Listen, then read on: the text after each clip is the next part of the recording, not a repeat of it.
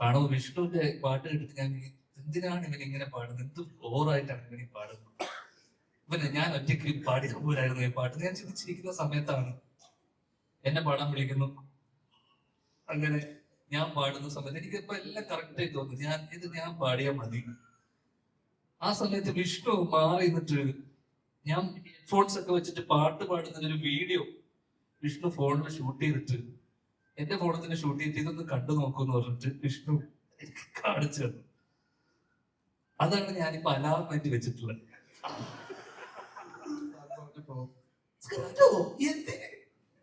Uncle പറയുന്നു ഞാൻ ചെയ്യുന്നു.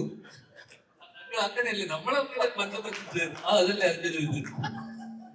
നമസ്കാരം. ഏതാ വിഷ്ണു നായകനാവുന്ന ഈ സിനിമയിൽ ചെറിയൊരു വേഷം ചെയ്യാൻ സാധിച്ചത് ഒരുപാട് സന്തോഷം ആദ്യം തന്നെ അറിയിക്കുന്നു. സോറി, വിഷ്ണു ഉള്ളിലാലോചിക്കുന്ന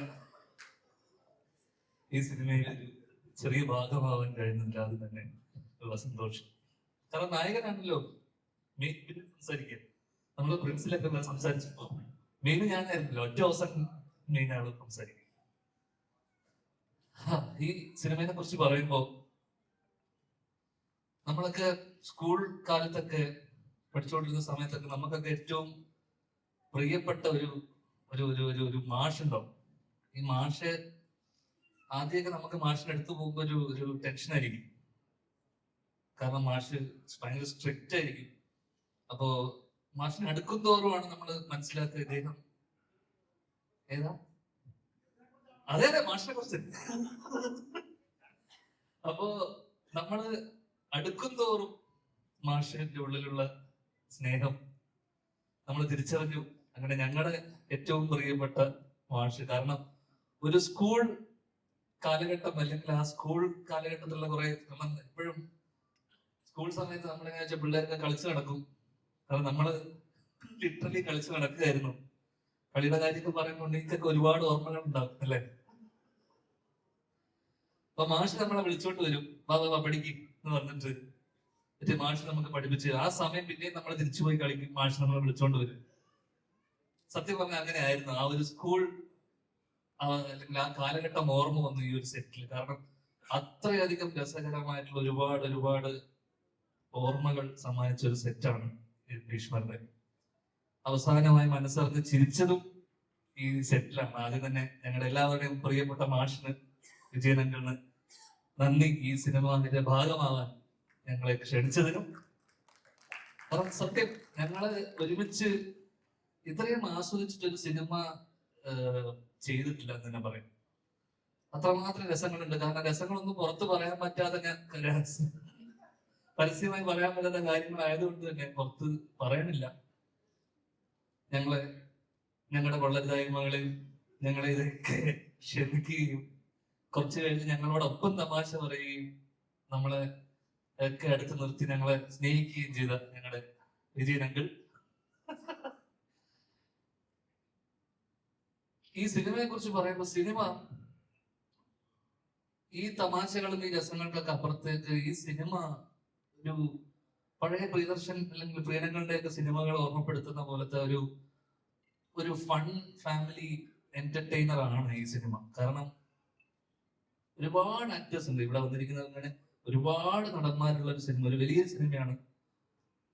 ആ രസങ്ങളൊക്കെ എനിക്ക് തോന്നുന്നു ഒരു പരിധി വരെ തിയേറ്ററിൽ ആൾക്കാർ ചിരിക്കാനും അല്ലെങ്കിൽ ഇഷ്ടപ്പെടുന്ന രീതിയിലുള്ള നല്ല ഹ്യൂമർ ഉള്ള അല്ലെങ്കിൽ നല്ല രസമായിട്ടുള്ള കുറെ ഇൻസിഡൻസ് ഉള്ള ഒരു കോർത്തിണക്കിയിട്ടുള്ള ഒരു സിനിമയാണിത്.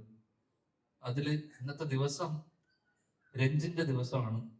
അപ്പോ മ്യൂസിക് ലോഞ്ച് എന്ന് പറയുമ്പോൾ രഞ്ജിൻ ഏറ്റവും റിസ്ക് എടുക്കുന്ന ഒരു മ്യൂസിക് ഡയറക്ടറാണ്. കാരണം എന്റെ രഞ്ജിൻ 2 സിനിമയിൽ പാട്ട് പഠിച്ചിട്ടുണ്ട്. ആദ്യത്തെ സിനിമ കുഞ്ഞമണീസ് ഹോസ്പിറ്റലിൽ രഞ്ജിൻ എന്നെ ഒരു പാട്ട് പഠിപ്പിച്ചു. ഈ സിനിമയിലും ഞാനും വിഷ്ണുവും ചേർന്ന് പാടുന്നൊരു പാട്ടുണ്ട്. അപ്പൊ വിഷ്ണു പാട്ട് പാടിക്കൊണ്ടിരിക്കുന്ന സമയത്ത് വിഷ്ണുവാണ് ആദ്യം രാവിലെ വന്ന് പാട്ട് പാടിക്കൊണ്ടിരുന്ന സമയത്ത് ഞാൻ കാണുമ്പോൾ വിഷ്ണുവിന്റെ പാട്ട് കേട്ടിട്ട് ഞാൻ എന്തിനാണ് ഇവൻ ഇങ്ങനെ പാടുന്നത്, എന്ത് ബോറായിട്ടാണ് ഇവൻ ഈ പാടുന്നത്, ഞാൻ ഒറ്റയ്ക്ക് പാടിയാൽ പോരായിരുന്നു ഈ പാട്ട് ഞാൻ ചിന്തിച്ചിരിക്കുന്ന സമയത്താണ് എന്നെ പാടാൻ വിളിക്കുന്നു. അങ്ങനെ ഞാൻ പാടുന്ന സമയത്ത് എനിക്കിപ്പോ എല്ലാം കറക്റ്റ് ആയി തോന്നുന്നു, ഞാൻ പാടിയാൽ മതി. ആ സമയത്ത് വിഷ്ണു മാറി നിന്നിട്ട് ഞാൻ ഹെഡ്ഫോൺസ് ഒക്കെ വെച്ചിട്ട് പാട്ട് പാടുന്നതിന് ഒരു വീഡിയോ വിഷ്ണു ഫോണിൽ ഷൂട്ട് ചെയ്തിട്ട് എന്റെ ഫോണിൽ തന്നെ ഷൂട്ട് ചെയ്തിട്ട് ഇതൊന്ന് കണ്ടു നോക്കൂന്ന് പറഞ്ഞിട്ട് വിഷ്ണു എനിക്ക് കാണിച്ചു തന്നു. അതാണ് ഞാനിപ്പോ അലാമായിട്ട് വെച്ചിട്ടുള്ളത്. കാരണം വിഷ്ണു എത്രയോ വലിയ സിംഗറാണെന്നുള്ളത് ഞാൻ അവിടെ തിരിച്ചറിയുകയും അപ്പൊ ഞാൻ മനസ്സിലാക്കുന്നത് വെച്ച് കഴിഞ്ഞാൽ രഞ്ജിന്റെ കയ്യിൽ എന്തോ പ്രോഗ്രാമിങ്ങിന് ഓട്ടോ ട്യൂൺ എന്താ അതിന്റെ പേരെന്താണ്, എന്തോ ഒരു ടെക്നോളജി ഉണ്ട്. അത് കേട്ട് കഴിഞ്ഞാൽ ഇത്രയും മോശമായിട്ടുള്ള, മോശം എന്നെ ഉദ്ദേശിച്ചാണ്, ആൾക്കാർ വരെ പാട്ട് വരെ, ഞങ്ങൾ ആ പാട്ട് ഇവിടെ പ്ലേ ചെയ്യില്ല, ഞങ്ങൾ പാടിയ പാട്ട് ഉണ്ടല്ലോ. അപ്പൊ അങ്ങള് പറഞ്ഞത് മനോഹരമായി പാടിയെന്ന്, പക്ഷെ എനിക്ക് അങ്ങനെ തോന്നിയില്ല. പക്ഷെ ഏതാ അത് പഠിക്കൂ സമയം എല്ലാരും പോയിട്ട് പാടാം ഇവിടെ പാടിക്കോ. അങ്ങനെ അങ്ങനെ ഒരു പാട്ട് പാടാനുള്ള അവസരം തന്ന രഞ്ജിൻ, ആദ്യം തന്നെ എവിടെയാണ് രഞ്ജിൻ കാണാൻ പോയോ? രഞ്ജിൻ നന്ദി, സ്നേഹം.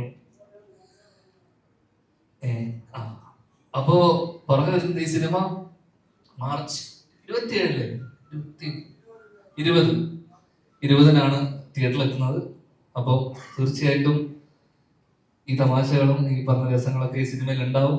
ഉറപ്പായിട്ടും ഒരു fun family watch, comfort watch ആയിരിക്കും ഈ സിനിമ എന്ന് ഉറപ്പ് തരുന്നു.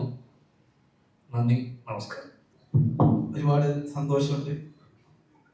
വിജയേട്ടൻ്റെ കൂടെ ഇതിനു മുൻപ് കള്ളനും ഭഗവതിയും എന്ന് പറയുന്ന സിനിമ ആണ് ചെയ്തത്. അതിനുശേഷം വേറൊരു സിനിമ അദ്ദേഹം ചെയ്തു, അതിൽ ഞാൻ ഉണ്ടായില്ല. അത് കഴിഞ്ഞപ്പോൾ വീണ്ടും ഭീഷ്മർ എന്ന് പറയുന്ന സിനിമയിലേക്കാണ് പിന്നീട് ഞങ്ങൾ ഒരുമിച്ച് വർക്ക് ചെയ്യാൻ സാധിച്ചത്.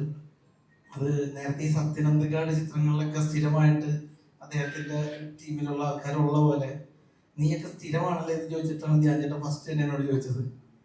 അപ്പോൾ ഈ ദുഷ്ടൻ വേറൊരു ചതിയും കൂടി ചെയ്തു. ഈ പടത്തിന്റെ പ്രീ പ്രൊഡക്ഷൻ കാര്യങ്ങളൊക്കെ നടക്കുന്ന സമയത്ത് ഞാനിടയ്ക്ക് വിജയേട്ടനെ വിളിച്ച് ചോദിക്കും, ചേട്ടാ സ്ക്രിപ്റ്റ് എന്താ ഈ കഴിയുമ്പോൾ ഒന്ന് തരില്ലേ എന്നൊക്കെ പറഞ്ഞ് ചോദിക്കും. അപ്പോൾ പുള്ളി തരാം, കഴിയുമ്പോഴത്തേക്ക് അതൊക്കെ പറഞ്ഞ് ഇങ്ങനെ വരും. അതിന് ശേഷമാണ് ഞാൻ അറിയുന്നത്. പിന്നെ തുടങ്ങുന്നതിന് തൊട്ടുമ്പ് തന്നോട്ടാ ഞാൻ മൊത്തം വായിച്ചിട്ട് ഹാപ്പി ആയി. അപ്പൊ അത്ര ഡിലേ ആവാൻ കാര്യം എന്താണെന്ന് പിന്നെയാണ് ഞാൻ അറിഞ്ഞത്. ധ്യാൻ ചേട്ടടുത്ത് കഥ പറഞ്ഞപ്പോൾ പുള്ളി ധ്യാനം സ്ക്രിപ്റ്റ് ഞാൻ അയക്കാമെന്ന് സാറ് പറഞ്ഞപ്പോ, സ്ക്രിപ്റ്റോ എന്ത് അങ്കിൾ പറയുന്നു ഞാൻ ചെയ്യുന്നു. അങ്ങനെയല്ലേ നമ്മളെ ബന്ധപ്പെട്ടിട്ട് അതല്ലേ അതിന്റെ ഇത്. അതെ സത്യമാണ്. കാരണം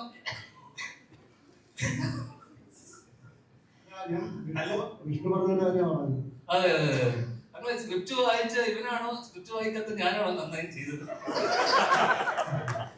അഭിനയത്തിന്റെ കാര്യത്തിൽ കണ്ടില്ലേ അത് പടം.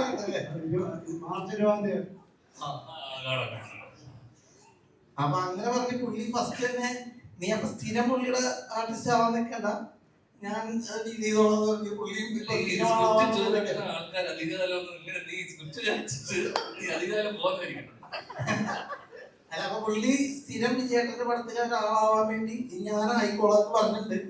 പക്ഷെ അടുത്ത പ്ലാനിങ് എനിക്ക് തോന്നുന്നത് ഞങ്ങൾ എല്ലാവരുടെയും വൈബ് അടിപൊളിയായിരുന്നു. ഞാൻ നേരത്തെ പറഞ്ഞ പോലെയാണ്, ലൊക്കേഷനിൽ ഇത്ര എൻജോയ് ചെയ്ത വേറൊരു ലൊക്കേഷൻ ഇല്ല, അത്ര രസകരമായിരുന്നു. അതിനൊക്കെ ഞങ്ങളുടെ മാഷിനെ പോലെ പ്രിൻസിപ്പളിനെ പോലെ വിജയേട്ടനും ഞങ്ങളുടെ കൂടെ ഉണ്ടായിരുന്നു. നേരത്തെ പറഞ്ഞ പോലെ പുള്ളി ചെറിയ വേഷം അങ്ങനെയൊന്നും അല്ല. ഇതിൽ നായകൻ ആരാന്നുള്ളതിൽ ഞങ്ങൾ തമ്മിൽ വേറെ തർക്കമൊന്നുമില്ല. ഉണ്ണിലാലുവാണെന്നാണ് ഉണ്ണിലാലിനെ അവകാശപ്പെടുന്നത്. പക്ഷെ എന്റെ ഒരു കാഴ്ചപ്പാടില് യഥാർത്ഥ നായകൻ എന്ന് പറയുന്നത് നമ്മുടെ മാഷ് തന്നെയാണ്. എന്റെ ഡ്രസ്സും ഉണ്ണിലാലുവിന്റെ വേഷം ശ്രദ്ധിച്ചാൽ മനസ്സിലാവും ആരാണ് ഇതിൽ നായകൻ. എന്തായാലും ഒരുപാട് സന്തോഷം. എല്ലാവരും ഭീഷ്മർ 20-ാം തീയതി വരുമ്പോൾ തീർച്ചയായും കാണണം, പ്രോത്സാഹിപ്പിക്കണം. നല്ല രസമുള്ള ചിരിക്കാനൊക്കെയുള്ള ഒരു സിനിമയാണ്.